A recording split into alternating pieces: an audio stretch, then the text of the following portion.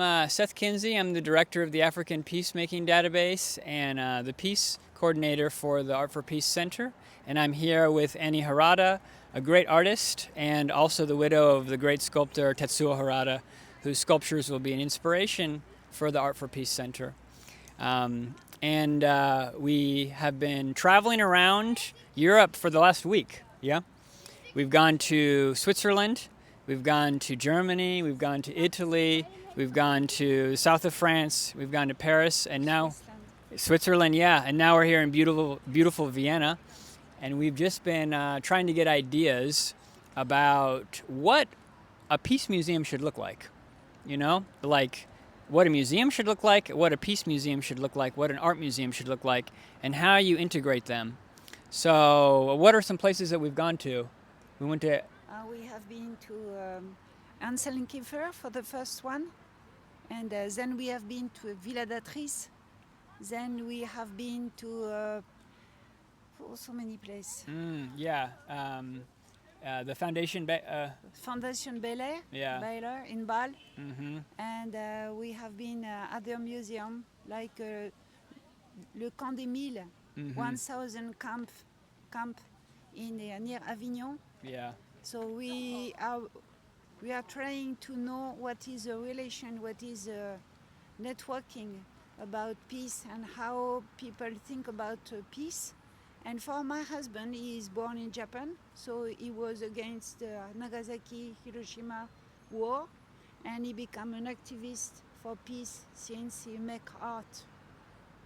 And So- he was given a studio in Paris. And we have a big studio near Paris, around 1 hour and 20 minutes by car, 1 hour by train, and we have like 3,000 square meter buildings, many buildings, and we are like 800 sculpture inside, and we go on to provide peace all over the world. And about drawing, we have 1,000 of drawing, and about sketch we have I And don't models. know, maybe 200,000 of sketch. Everything is on a website or in Flickr. We'll have like 56,000 photos on Flickr, so you can see all the work by year. So everything is well organized, so you can be in his life. Like you can use the time you want, and also you can use the photo you want, because our photo is your photo. So you can use any photo you want. You can print. You can do what you want, because we just aim for peace, not for money. We were also kind of thinking of takeaways from our museum, and one is you really need a big space because you need the artwork to breathe. If the space is small and particularly the artwork is big, you know, you have this huge studio, but it's not big enough actually, because you need to be able to interact and have space to the artwork to kind of be alive. So we want a really big space that can house artwork and house. It's hard finding visual art for peace because you have a lot of visual art for war, or you have a lot of visual art depicting the horrors of something else. So you need a space that maybe goes beyond visual art too. Like you can have dances for peace, you can have music for peace.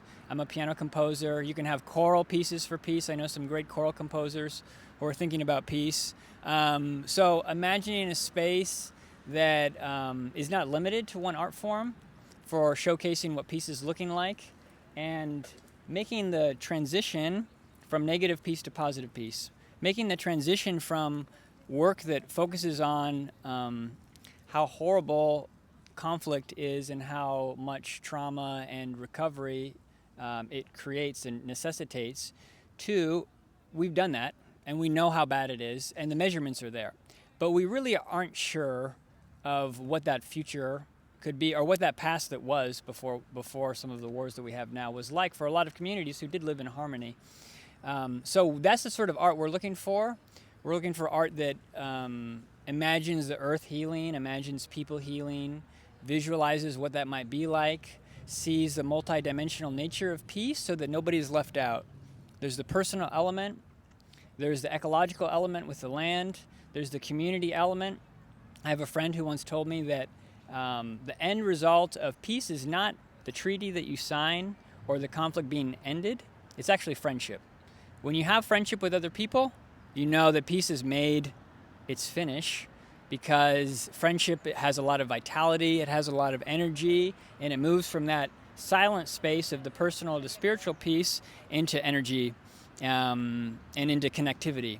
So that's another aspect. We know that peace has to have policy and good governance. There needs to be rules in place to keep it strong. So we're thinking of this multidimensional nature of peace and seeing how we can build a museum that focuses on these elements, how we can make sure that it's respective of the land and is itself a building that can last for a really, really long time, knowing climate change can lead to so many changes in the earth over the next 100,000 years. So it's a really exciting project. Tetsuo has so much artwork that we thought, oh, let's just get a home for his artwork.